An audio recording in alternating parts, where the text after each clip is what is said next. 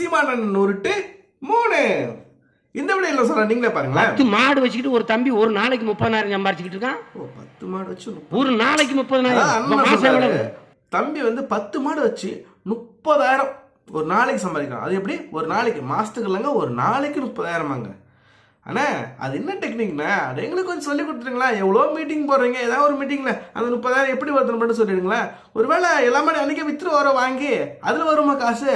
அது என்ன டெக்னிக் தானே எங்களுக்கு தெரியல. அதை மட்டும் கொஞ்சம் சொல்லி கொடுத்துருங்கண்ணா, நாங்களும் கற்றுப்போம். எதுக்கு கஷ்டப்பட்டு படிச்சுக்கிட்டு புரண்டுக்கிட்டு டாக்டரு இன்ஜினியரு என்னென்னவோ படிக்கிறானுங்க. எதுக்கு இதெல்லாம் எல்லாத்தையும் விட்டு போட்டு 10 மாடு வாங்கிடுவோம். வாங்கிட்டு நாங்களும் உங்க கூட ஜாயின் பண்ணிக்கிறேண்ணா.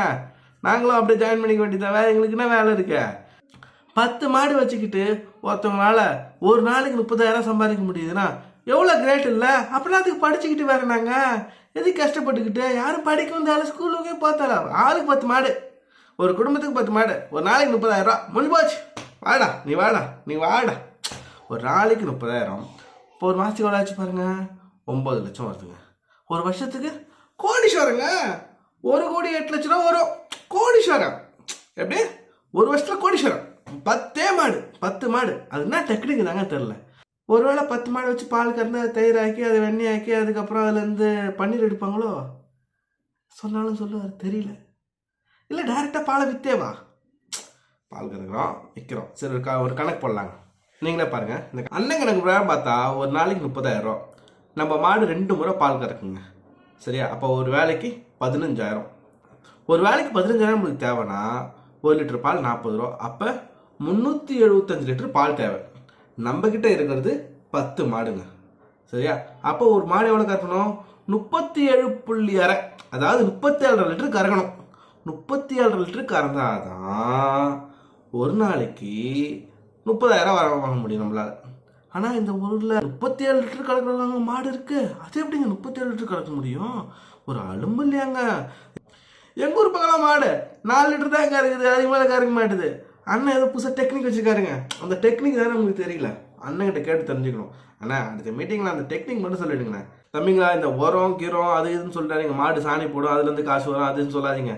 அதெல்லாம் வந்து ஒரு லோடு ஏற்றினாலே, அதாவது ஒரு மாட்டு வண்டியில் லோடு ஏற்றினாலே 3,000 ரூபா தான் வருது. அதுக்கு மேலே வர மாட்டுது.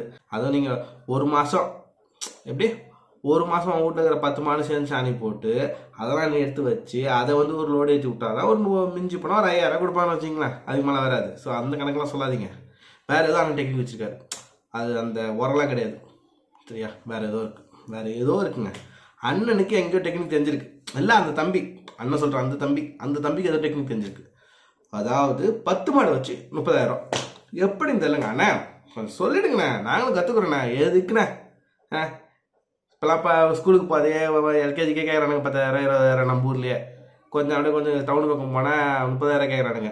கொஞ்சம் அப்படியே சிட்டி பக்கம் போனால் 50,000 கேட்குறானுங்க எல்கேஜிக்கு. எதுக்கு? நான் ஒரு மாடு வாங்கிக்கிறேன். குழந்தை பஞ்சா இருந்தா உனக்கு வந்து 10 மாடு ஒவ்வொரு வருஷம் 10 வயசுக்குள்ளே 10 மாடுக்கு வாங்கி கொடுத்துடலாம். ஒரு வருஷத்துக்கு ஒரு மாடு, 10 மாடு 10 வருஷத்தில் என் பிள்ளைக்கு செட்டில்டு.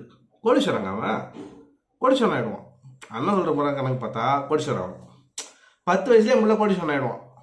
பொண்ணாக இருந்தாலும் சரி தான். அந்த பொண்ணு பையன் தான் பிள்ளைங்க கோடீஸ்வரன் ஆகிடுவாங்க. பண்ணிடலாங்க, தெளிவாக பண்ணிடலாம்.